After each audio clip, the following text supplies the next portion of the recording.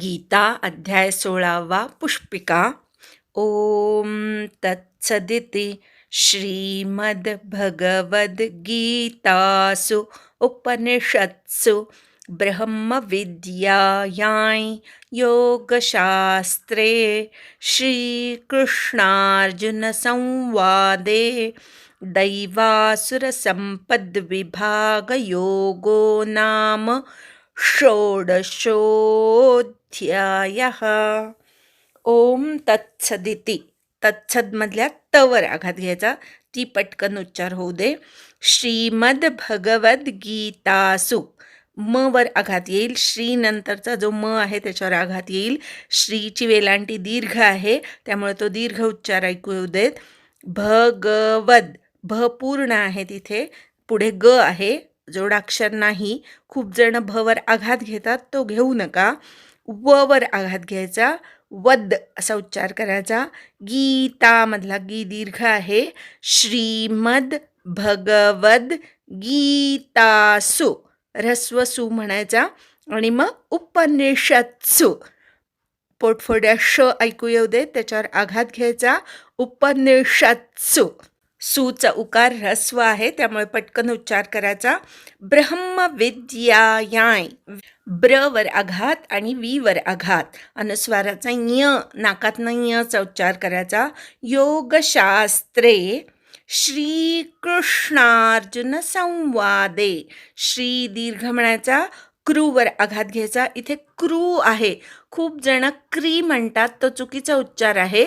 कृष्णार्जुन संवादे दैवासुर संपद विभाग योगो, प वर आघात घ्यायचा, त्याच्यानंतर अर्धा द म्हणायचा. संपद विभाग योगो नाम षोडशोऽध्यायः, पोटफोडा शचा उच्चार, नंतर शो वाढवायचा आहे. अवग्रहावर आघात येईल. षोडशोऽध्यायः. ओम तत्सदिति श्रीमद्भगवद्गीतासु उपनिषत्सु ब्रह्मविद्यायां योगशास्त्रे श्रीकृष्णार्जुनसंवादे दैवासुरसम्पद्विभागयोगो नाम षोडशोऽध्यायः. ओम तत्सदिति श्रीमद्भगवद्गीतासु उपनिषत्सु ब्रह्मविद्यायां योगशास्त्रे श्रीकृष्णार्जुनसंवादे दैवासुरसम्पद्विभागयोगो नाम षोडशोऽध्यायः. संधि विग्रह. ओम तत् सत् इति श्रीमद्भगवद्गीतासु उपनिषत्सु ब्रह्मविद्यायां योगशास्त्रे श्रीकृष्णार्जुनसंवादे दैवासुरसम्पद्विभागयोगः नाम षोडशः अध्यायः. ओम म्हणजे ओमकार, प्रणववाचक नाद आहे. तत् म्हणजे तनोती इति तत्, तत् म्हणजे ज्याने हे संपूर्ण विश्व व्यापलेलं आहे असा तो. सत म्हणजे सत्स्वरूप असणारा, सच्चिद आनंद स्वरूप असणारा. इति म्हणजे अशा प्रकारचा. श्रीमद भगवद्गीतासु हा सामासिक शब्द आहे. श्रीमत हे श्रीचे मत प्रत्ययांत रूप आहे. भगवत हे भगचे वत प्रत्ययांत रूप आहे. श्रीमान भगवान, श्रीमद भगवान कर्मधारय समास. गीता हे गई धातूचं स्त्रीलिंगी रूप आहे. भगवता गीता म्हणजे भगवद्गीता तृतीया तत्पुरुष समास आहे. भगवंताने गायलेली. उपनिषत्सु हे उपनिषदचं सप्तमी बहुवचनी रूप आहे, म्हणजे उपनिषदातील, च्या ठिकाणी असा अर्थ होतो सप्तमीचा. ब्रह्मविद्यायां. ब्रह्मणः विद्या, ब्रह्मविद्या षष्ठी तत्पुरुष समास, ब्रह्मविद्येच्या अंतर्गत असा अर्थ होतो. योगशास्त्रे, योगस्य शास्त्रम, योगशास्त्रम षष्ठी तत्पुरुष समास, योगाच्या शास्त्रातील. श्रीकृष्णार्जुन संवादे म्हणजे श्रीकृष्णः च अर्जुनः च, श्रीकृष्णार्जुनौ इतरेतर द्वंद्व समास, श्रीकृष्णार्जुनयोः संवादः, श्रीकृष्णार्जुन संवादः षष्ठी तत्पुरुष समास. दैवासुर संपद विभाग योगः हा पण सामासिक शब्द आहे. दैवीच आसुरीच दैवासुर्यौ इतरेतर द्वंद्व समास, दैवासुर्योः संपद, दैवासुर संपद षष्ठी तत्पुरुष समास, दैवासुर संपदः विभागः, दैवासुर संपद विभागः षष्ठी तत्पुरुष समास, दैवासुर संपद विभागानां योगः, दैवासुर संपद विभाग योगः षष्ठी तत्पुरुष समास, दैवी आणि आसुरी संपत्तीच्या योगे भगवंताशी योग जोडणे म्हणून दैवासुर संपद विभाग योगः. नाम म्हणजे नावाचा, षोडशः म्हणजे 16वा क्रमवाचक विशेषण आहे हे, अध्यायः म्हणजे अध्याय. ओम तत्सदिति श्रीमद्भगवद्गीतासु उपनिषत्सु ब्रह्मविद्यायां योगशास्त्रे श्रीकृष्णार्जुनसंवादे दैवासुरसम्पद्विभागयोगो नाम षोडशोऽध्यायः. या अध्यायाचा थोडक्यात सारांश बघूया आपण. या अध्यायाची सुरुवात भगवंतांनी स्वतःहूनच केलेली आहे. पहिल्या 3 श्लोकांमध्ये भगवंताने दैवी गुणांचं वर्णन केलेलं आहे. या अध्यायाचं नाव दैवासुर संपद विभाग योग असं आहे. म्हणजे या अध्यायामध्ये भगवंतांनी दैवी आणि आसुरी संपत्ती विस्ताराने सांगितलेली आहे. त्यापैकी पहिल्या 3 श्लोकात दैवी गुण सांगितले, अभय, सत्व संशुद्धी म्हणजे जीवाची शुद्धी, ज्ञान आणि योग यांच्यामध्ये स्थिरता, दान, दम म्हणजे इंद्रियांचं दमन, यज्ञ करणे, स्वाध्याय, तप, आर्जव म्हणजे सरळपणा, अहिंसा, सत्य, अक्रोध म्हणजे क्रोध न करणे, त्याग करणे, शांती, अपैशुनम म्हणजे सौजन्याने वागणे, भूतमात्रांची दया, अलोलुप्त्व म्हणजे लोभ नसणे, मार्दव म्हणजे मऊपणा, ह्री म्हणजे लज्जा, अचापलम म्हणजे स्थिरता, तेजस्विता, क्षमा, धृती म्हणजे धैर्य, शौचम म्हणजे शुद्धता, अद्रोह म्हणजे कुठलीही टोकाची भूमिका न घेणे, समत्वामध्ये स्थिर राहणे, नातिमानिता म्हणजे अतिमानी नसणे किंवा नम्र असणे, ही सगळी दैवी संपत्ती आहे असं भगवंतांनी सांगितलं. आता संपत्ती ह्याचा अर्थ जी तुम्ही मिळवलेली असते तिला संपत्ती म्हणतात. दैवी गुणसुद्धा एक एक करून मिळवावा लागतो. एकातनं दुसरा, दुसऱ्यातनं तिसरा असे दैवी गुण, एकूण इथे 26 दैवी गुण सांगितलेले आहेत. आणि ते दैवी गुण आपल्याला आपल्या प्रयत्नांनी मिळवावे लागतात. त्याचप्रमाणे आसुरी संपत्ती सुद्धा एकाच श्लोकात सांगितली आहे. पुढच्या 4थ्या श्लोकामध्ये आसुरी संपत्ती सांगितली आहे. दंभ, दर्प, अभिमान, क्रोध, कठोरपणा, पारुष्य म्हणजे कठोरता आणि अज्ञान हे सगळं आसुरी संपत्तीचं लक्षण आहे. दैवी संपत्ती मनुष्याला मुक्त करते, तर आसुरी संपत्ती मनुष्याला बंधनात घालते. जिवंत असताना सुद्धा अनेक प्रकारची बंधनं, शिक्षा होण्यायोग्य ती व्यक्ती होऊन जाते म्हणून अनेक बंधनं, आणि मृत्यूनंतर सुद्धा मुक्ती न मिळणं हे एक बंधन, पुन्हा पुन्हा जन्ममरणाच्या चक्रात अडकणं हे बंधन आसुरी संपत्तीच्या लोकांना भोगावं लागतं. पुढे भगवंत अर्जुनाला म्हणतो की तू शोक करू नकोस, तू दैवी संपत्तीने युक्त होऊनच जन्माला आलेला आहेस. हा सगळा भाग 5व्या श्लोकापर्यंत झाला. दैवी आणि आसुरी हे 2 प्रकारचेच लोक किंवा 2 प्रकारचेच जीव संपूर्ण सृष्टीमध्ये आपल्याला पाहायला मिळतात. दैवी गुण भगवंताने यापूर्वी अनेक अध्यायात सुद्धा विस्ताराने सांगितले. ह्या अध्यायामध्ये आसुरी गुण भगवंत विस्ताराने सांगणार आहेत. इथून पुढे 7व्या श्लोकापासून 18व्या श्लोकापर्यंत भगवंताने पूर्णपणे आसुरी गुण विशद करून सांगितलेले आहेत. त्यापैकी 7 ते 10 मध्ये काय सांगितले ते आपण बघूया. प्रवृत्ती आणि निवृत्ती ही आसुरी लोकांना कळत नाही. म्हणजे कुठल्या वेळेला काय करावं हा निर्णय त्यांना घेता येत नाही. शुद्धतेच्या बाबतीत सुद्धा ते तितके आग्रही नसतात. त्यांचं आचरण सुद्धा शुद्ध नसतं आणि त्यांना सत्याची चाड नसते. ते संपूर्ण जग असत्य आहे. ह्या जगाला कुणाची प्रतिष्ठा नाही किंवा आधार नाही. हे जगत ईश्वररहित आहे.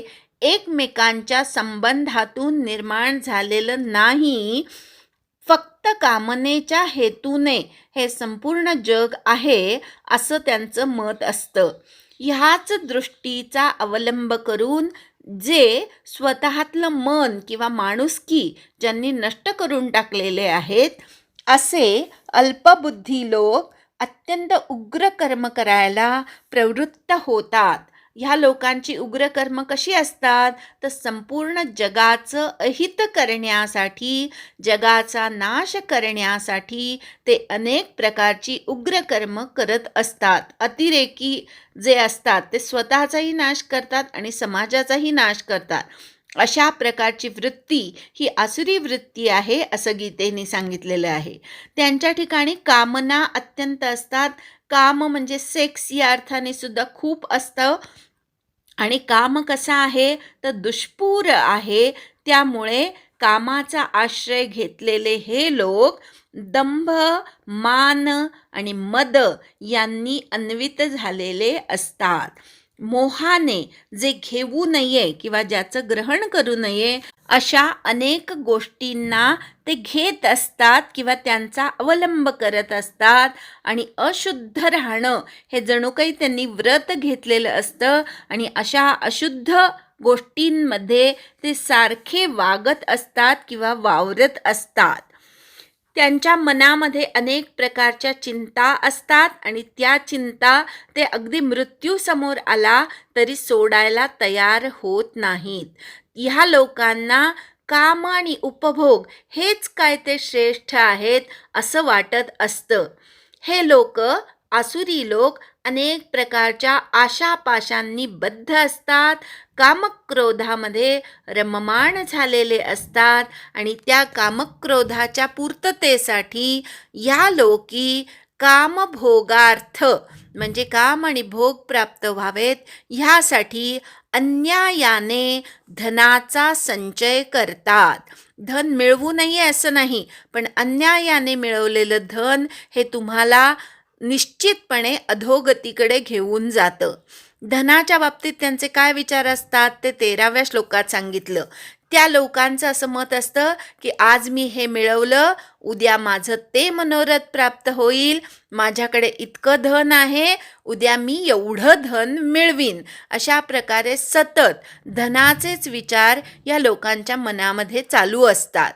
शत्रूच्या बाबतीत त्यांचे विचार काय असतात ते 14व्या श्लोकात सांगितलं की आज मी हा शत्रू मारला, उद्या दुसरा शत्रू मारीन, मीच ईश्वर आहे, मीच सर्व भोग घेईन, मीच सिद्ध आहे आणि मीच बलवान आहे, मीच सुखी आहे.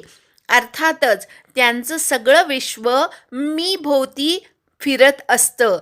ते संपूर्ण जगताला शत्रू मानत असतात आणि शत्रूचा पूर्ण नाश करणं हेच जणू काही त्यांचं ध्येय असतं. त्यांचे स्वतःच्या बाबतीत अनेक गैरसमज असतात किंवा त्यांचे स्वतःच्या बाबतीत अनेक ग्रह असतात. मी धनवान आहे, मी कुलीन आहे, माझ्यासारखा दुसरा कोण, मी यज्ञ करीन, मी दान देईन, मी विलास घेईन किंवा मी सुख उपभोग घेईन, इति अज्ञानविमोहिताः.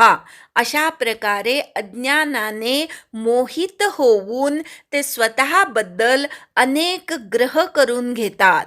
त्यांच्या चित्तामध्ये अनेक विभ्रम असतात किंवा त्यांच्या चित्तामध्ये अनेक भ्रांतियुक्त विचार चालू असतात.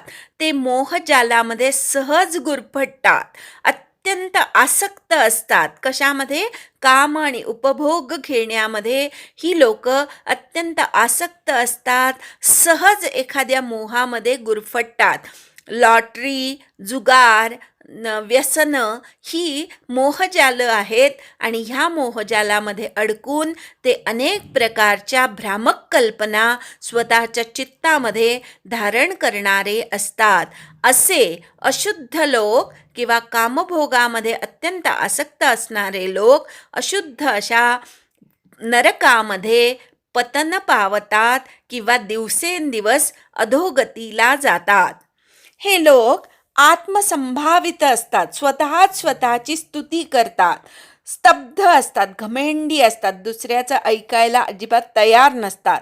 स्वतःकडे असलेलं धन आणि स्वतःला मिळणारा मान ह्यामुळे मदोन्मत्त होतात आणि मग नामयज्ञ करतात. म्हणजे नुसतं नावाला यज्ञ करतात. दिसायला दिखाऊ यज्ञ असतो, पण त्याच्यामध्ये ना मंत्र असतो, न अन्नदान असतं, ना श्रद्धा असते.